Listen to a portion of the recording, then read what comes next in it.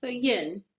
Yin to me, I was a little hesitant to do yin. I'm definitely more of a high, or I've identified with being more like high intensity workouts and like fast paced yoga sequences and really action adventure type lifestyle. But when I approached the 100-hour yin course with Amanda at SomaPsych, I was coming off the back of a 300-hour trauma informed facilitators course, which was all primarily based online. And it was an amazing course. Still kind of finishing some of it at the moment. And having that support in the community with the cohort that we had and all of the incredible guest facilitators that we had alongside on that journey um, was priceless. And I think to be able to integrate all of that into a 10-day, 100-hour yin yoga training really kind of brought everything full circle. It allowed us to spend some time with some of the cohort that I'd been on this journey with for the last year, and also be in person and start to bring up discussion about how trauma informed shows up in our offerings, whether that be on the mat in yin or whether that be in real life and everyday circumstances. That's what trauma informed is about. It's the everyday approach to life and to recognizing the humanity in each and every one of us. It's not just about that you've had trauma in your life. That definitely helps relate to certain aspects of the trauma informed approach and to others that have been through it, but more about how everybody is human in their own way, and we all have different ways of experiencing what life has to offer.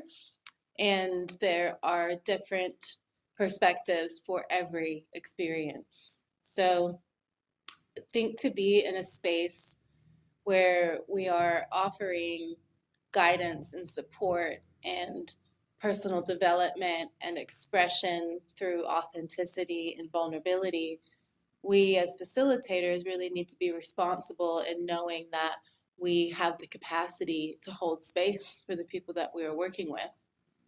And this crosses over into our personal lives. Like often, this work for me, there is definitely a gray line between what is personal and what is work. And that is because I am living what I am doing.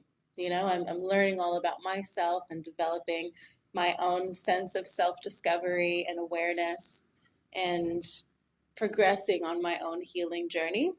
And to do this, you kind of set up boundaries and make sure you honor them. But I'm also recognizing when it is okay and when you are crossing them and giving yourself permission. Yin allowed me to really be the witness, to be the witness of my own self in space, to really be still with myself in a way that I had not yet experienced. That stillness is a gift. Being able to be still and be that witness and focus that awareness on these different aspects and parts of ourselves is something that we have the privilege to be able to do. And this is often overlooked because of how fast paced our society is and how we're always on this go, go, go and having to make ends meet. And it's very easy to fall into this survival mode. And I think perhaps maybe that's a bit of a cycle of the nature of things in our society. At least that's my experience of it.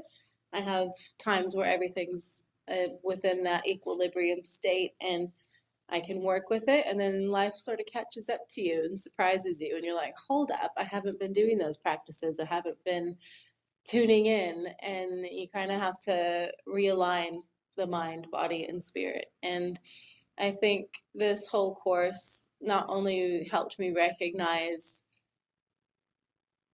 my own tendencies to fall off the wagon, but also just have compassion for others that do, and more understanding of humanity and the ways that we work as humans and in relationships, and that we can all do this together. We can heal as communities, we can thrive as communities, and that's the only way through. So let's do it together.